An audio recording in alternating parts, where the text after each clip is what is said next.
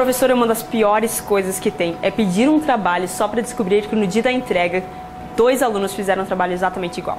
Que falta de criatividade, parece que simplesmente colocaram na máquina de cópias e apertaram play.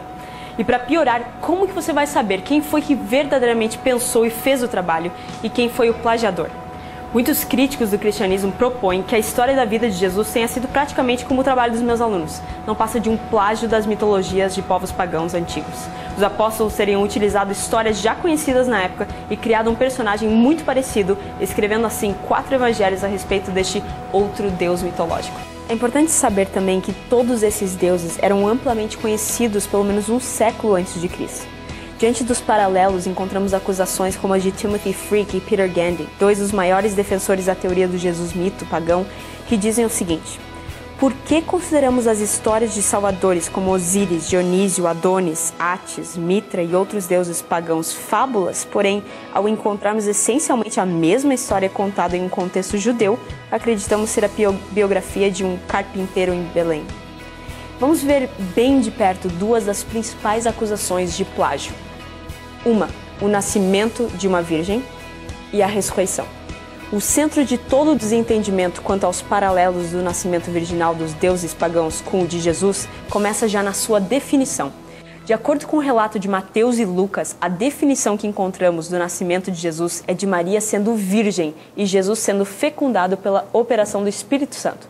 Porém, não existe qualquer relato entre as religiões de mistério que relembre essa situação. A definição de nascimento virginal por parte dos críticos é a fecundação resultante de um casamento sagrado entre um casal de deuses ou fruto do ato sexual entre um deus disfarçado do ser humano e uma mulher mortal. Tecnicamente, o que está em questão é a perda ou a preservação da virgindade no processo da concepção. Maria simplesmente achou-se grávida pelo Espírito Santo, como diz Mateus 1,18, antes de casar-se e antes de conhecer um homem. Portanto, aconteceu sem a interferência de homem ou qualquer forma de conjunção carnal. Vamos ver isso na prática.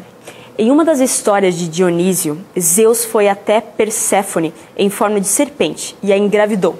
Portanto, sua virgindade foi tecnicamente perdida. Na versão mais conhecida, Zeus se apaixonou por Semele, princesa da casa de Times. Zeus foi a ela disfarçado de homem mortal e logo Semele estava grávida. Hera, rainha de Zeus, inflamada de ciúmes, se disfarçou de mulher idosa e foi até a casa de Semele. Quando Semele revelou seu caso com Zeus, Hera sugeriu que a história de que Zeus era o rei dos deuses poderia ser uma mentira e que talvez ele fosse um mero mortal que inventou a história para que ela dormisse com ele. Quando Zeus foi visitá-la novamente, ela pediu apenas uma coisa. Zeus jurou que daria a ela o que ela quisesse. Então ela disse: apareça a mim como você aparece a Hera. Relutantemente, mas fiel à sua palavra, Zeus apareceu em toda a sua glória, reduzindo Semele a cinzas. Hermes salvou o feto e o levou até Zeus, que o costurou à sua coxa, e 3 meses depois deu à luz Dionísio. A história claramente não é comparável ao relato bíblico, e além disso só existem relatos pós-cristãos. Os deuses e deusas antigos eram típica e muito explicitamente sexuais, até porque para o mundo antigo, grandeza era comumente associada com a geração física de um deus. Esse elemento está completamente ausente do relato da concepção virginal de Jesus. No mito de Horus, o engano continua. De acordo com o mito, depois de Osíris, pai de Horus, ser assassinado e mutilado em 14 pedaços por seu irmão Sete, a esposa de Osíris, a deusa Ísis, recuperou os pedaços e remontou o corpo. Ísis engravidou-se pelo corpo remontado de Osíris e deu à luz a Horus nos rios de Quêmenes, no delta do Nilo. Apesar de uma concepção necrofílica ser miraculosa, o relato está muito distante da realidade bíblica. Mesmo na imagem encontrada em Luxor, com Tote, anunciando a Ísis que ela conceberia a Horus, a ordem é concepção e depois o anúncio, enquanto que os evangelhos declaram o anúncio e depois a concepção. Na pesquisa de Raymond Brown, a respeito das narrativas sobre o nascimento de Jesus, ele avalia os exemplos de nascimentos virginais pagãos e sua conclusão é a seguinte: em suma, não há nenhum exemplo claro de concepção virginal no mundo ou nas religiões pagãs que plausivelmente poderia ter dado aos judeus cristãos do primeiro século a ideia da concepção virginal de Jesus. Vamos ao segundo assunto, a ressurreição. É apenas a partir do século III d.C. que encontramos suficiente material a respeito das religiões de mistério que permite que a gente faça uma relativa reconstrução de seu conteúdo. Muitos escritores se têm utilizado desse material depois do ano 200 d.C. para dizer como eram as religiões de mistério dos séculos anteriores. Como você deve imaginar, isso é extremamente anti-acadêmico e não pode permanecer sem desafios. Mas tem ainda o famoso caso da ressurreição do deus Osíris. A versão mais completa do mito de sua morte e ressurgimento é encontrado em Plutarco, que escreveu no 2º século depois de Cristo. De acordo com a versão mais comum do mito, Osíris foi assassinado por seu irmão, que então o afundou em um caixão no rio Nilo. Ísis descobriu o corpo e o levou de volta ao Egito. Mas seu cunhado mais uma vez teve acesso ao corpo, dessa vez o desmembrando em 14 pedaços, os quais atirou para longe. Depois de muita procura, Ísis recuperou cada pedaço do corpo. É nesse ponto que a linguagem utilizada para descrever o que se seguiu é crucial. Algumas vezes, aqueles que contam a história se contentam em dizer que Osíris voltou à vida, mesmo que isso passe longe daquilo que o mito permite dizer. Alguns escritores ainda vão mais longe quando falam sobre a ressurreição de Osíris. Ísis restaura o corpo de Osíris e ele é colocado como um deus no mundo dos mortos. Esse deus revivido é, na realidade, um deus múmia.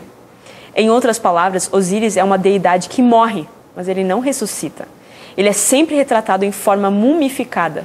Além disso, de acordo com Wilbur Smith, uma das maiores autoridades em religiões antigas, não há nada nos textos que justifiquem a presunção de que Osíris sabia que iria levantar dos mortos e que se tornaria rei e juiz dos mortos, ou que os egípcios acreditavam que Osíris tinha morrido em seu favor e que retornou à vida para que eles pudessem levantar da morte também.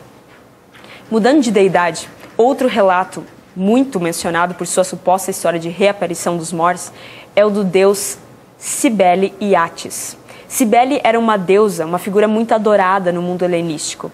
O rito para ela antigamente incluía um frenesi nos adoradores homens que os levavam a se castrarem.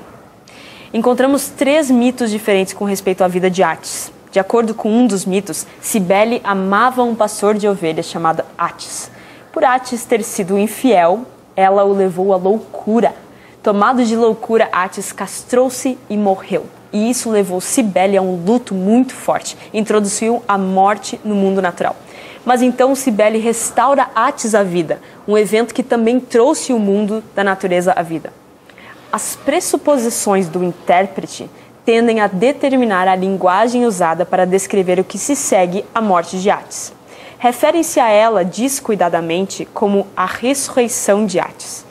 Não tem nada que se pareça com uma ressurreição corpórea no mito. Na verdade, o mito sugere que Cibele só podia preservar o corpo morto de Atis, ou seja, ele volta à vida de forma praticamente vegetativa, porque menciona que os pelos de seu corpo continuaram a crescer e que ele movimentava um de seus dedos. Em algumas versões do mito, Atis volta à vida na forma de uma árvore. Nem nesse e nem nas outras 3 histórias encontramos morte e ressurreição ou qualquer coisa semelhante ao que vemos nos evangelhos. Nas comparações com Krishna, as respostas se tornam ainda mais fáceis de dar. Segundo especialistas em hinduísmo, Krishna foi morto por um caçador que acidentalmente atirou em seu calcanhar. Ele morreu e ascendeu. Não houve qualquer ressurreição e ninguém o viu ascender. Mesmo que o mito da ascensão de Krishna traga algum desconforto, ele pode ser rapidamente resolvido com as declarações de Benjamin Walker. Não pode haver qualquer dúvida de que os hindus pegaram emprestado os contos do cristianismo, mas não o nome. Por esses paralelos virem do Bhagavata Purana e Harivamsa, Bryant acredita que Bhagavata Purana seja anterior ao 7º século depois de Cristo, apesar de alguns acadêmicos considerá-lo do século 11 depois de Cristo, e que o Harivamsa tenha sido composto entre o 4º e o 6º século depois de Cristo. O mesmo caso de datação tardia acontece com o mito de Mitra, a partir do século I depois de Cristo. E o caso de histórias completamente diversas à morte e ressurreição de Cristo acontece com Dionísio e Horus, por exemplo. Eu quero acrescentar ainda algumas importantes diferenças marcantes que não poderiam passar desapercebidas. Primeiro, em todos os casos de deuses que morrem, eles morrem por compulsão e não por escolha. Às vezes por orgulho ou desespero, mas nunca por amor sacrificial. Segundo, não existe qualquer evidência de religiões de mistério inseridas na Palestina das 3 primeiras décadas do primeiro século. Outro ponto, os deuses que morrem e ressuscitam, segundo os mitos, nunca morreram por outra pessoa, ou seja, vicariamente, e nunca anunciaram morrer pelo pecado.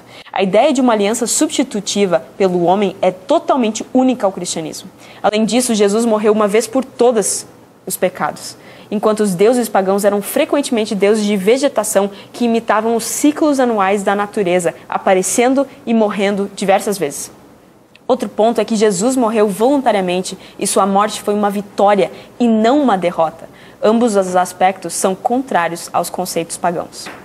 Outra coisa importante para se notar é que similaridade não prova dependência. Movimentos sociais e religiosos frequentemente compartilham formas de expressão ou práticas parecidas. Não é surpresa alguma que encontrássemos paralelos em qualquer religião a respeito de vida após a morte, identificação com uma divindade, ritos de iniciação ou um código de conduta. Os escritores normalmente exageram similaridades formais enquanto ignoram diferenças essenciais entre a história de Jesus e a dos variados mitos pagãos. E último ponto, o cristianismo está baseado em eventos da história, não mitos. A morte dos deuses de mistério aparece em dramas místicos sem nenhuma conexão histórica. Com tudo isso fica claro que a melhor conclusão que se pode chegar é aquela do livro em que encontramos a verdadeira revelação da verdade e da fonte do mistério da vida, morte e ressurreição de Jesus, a Bíblia, que diz o seguinte: não há salvação em nenhum outro, porque abaixo do céu não existe nenhum outro nome dado entre os homens pelo qual importa que sejamos salvos.